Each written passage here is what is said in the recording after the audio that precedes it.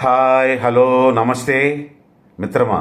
ఒక మంచి విషయం, అందరినీ కులం మతం లేకుండా అన్ని జాతుల వారిని చిన్న పెద్ద తేడా లేకుండా బీద ధనిక భేదం లేకుండా వారి అధికారం అనధికారులైన సమానంగా చూసే దేవాలయం ఏదైనా ఉందంటే అది శబరిమలై అయ్యప్ప దేవాలయం మాత్రమే. ప్రపంచంలో మనం ఏ దేవాలయానికైనా సులువుగా అనుకున్నది తడువుగా వెళ్ళవచ్చు. కానీ శబరిమలైకి వెళ్ళాలంటే మాత్రం స్వామి అనుమతి ఉండాలి.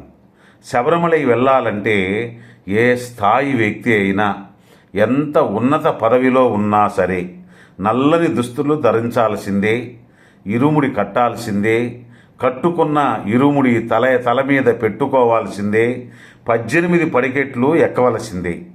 ఇంత ఎందుకు, మన భారత రాష్ట్రపతి ద్రౌపది ముర్ము గారు శబరిమలైకు వచ్చి నల్లని దుస్తులు ధరించి ఇరుముడి కట్టుకుని తల మీద పెట్టుకుని 18 మెట్లు ఎక్కుతూ స్వామియే శరణమయ్యప్ప అని అనుకుంటూ అయ్యప్ప స్వామిని దర్శించుకుని ఆవిడ మొక్కును చెల్లించుకున్నారు.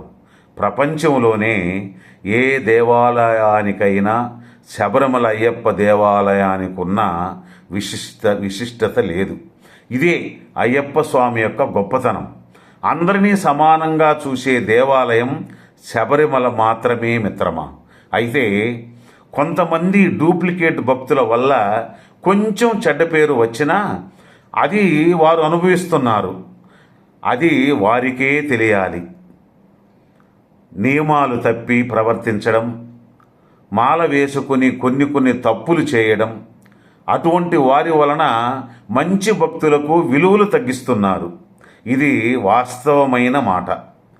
అది తెలుసుకుంటే అంతా సజావుగా ఉంటుంది. విన్నారుగా, ఈ వీడియో లైక్ అండ్ షేర్ చేసి హైప్ చేయండి. మరలా ఇంకొక మంచి విషయంతో రేపు కలుసుకుందాం. ధన్యవాదాలు. జై హింద్.